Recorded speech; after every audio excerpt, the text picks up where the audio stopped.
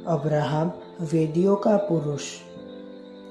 उत्पत्ति 13वां अध्याय 18वीं आयत में लिखा है, इसके पश्चात अब्राहम अपना तंबू उखाड़कर मामरे के भांजों के बीच जो हेब्रोन में थे जाकर रहने लगा और वहाँ भी यहोवा की एक वेदी बनाई। अब्राहम वेदियों का पुरुष था। वेदियाँ द्वार होती है। यह एक आध्यात्मिक अवसंरचना है जो प्राकृतिक मनुष्य और आत्माओं के बीच कार्य करती है।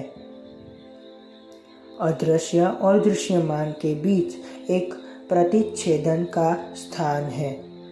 यह परमेश्वर की उपस्थिति की मेज़बानी के लिए आत्मा के क्षेत्र में बनाई गई एक व्यवस्था है। उत्पत्ति 18वां अध्याय पहली आयत में हम पढ़ते हैं कि इब्राहिम मामरे के बांजों के बीच एक कड़ी धूप के समय तंबू के द्वार पर बैठा हुआ था। तब यहोवा ने उसे दर्शन दिया। जब आप एक वेदी बनाते हैं और उस वेदी के इर्द गिर्द अपना जीवन जीना शुरू करते हैं तो यह एक ऐसा स्थान बन जाता है जहाँ से आपका जीवन संचालित होता है। वेदी आपकी आत्मा में एक नियम बन जाती है जो आपके जीवन को आकार देती है और नियंत्रित करती है।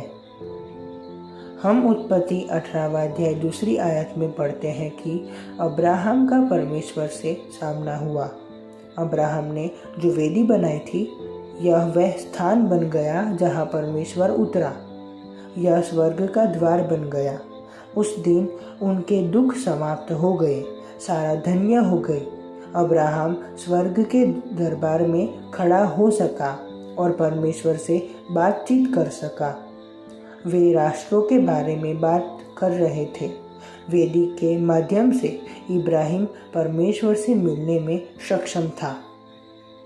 हम उत्पत्ति 17वां अध्याय 8वीं आयत से हमें पता चलता है कि वेदियाँ परमेश्वर के अधिकार का हस्ताक्षर बन जाती हैं।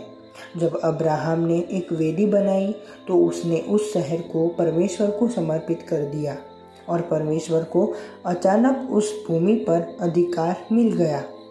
वहाँ के शासक अचानक निहत्थे हो गए क्योंकि वह वेदी मनुष्य के लिए परमेश्वर को एक क्षेत्र समर्पित करने का एक कानूनी अनुबंध था।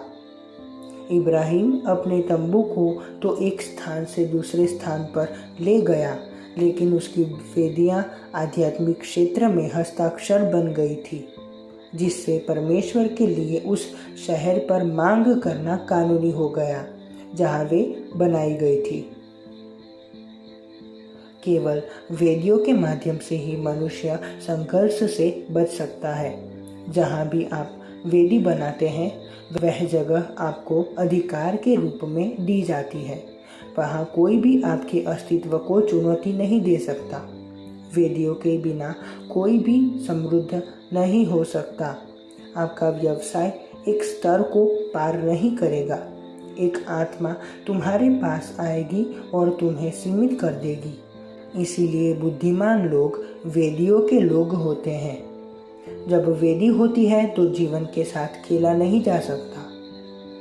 जब आप शादी करते हो, जब आपके बच्चे स्कूल जाना शुरू करते हैं, जब आप किसी शहर में प्रवेश करते हो, जब आप कोई व्यवसाय शुरू करते हो, सबसे पहले अपनी प्रार्थना की वेदी बनाओ। जब कोई भी चीज़ आप पर हमला करने की कोशिश करेगी तो आपकी वेदी भड़क उठेगी, आग उन्हें भस्म कर देगी और जला देगी। आपका परिवार प्रभु का है। आपके बच्चे पाप नहीं कर सकते क्योंकि वे वेदियों पर समर्पित हैं। हालेलुया।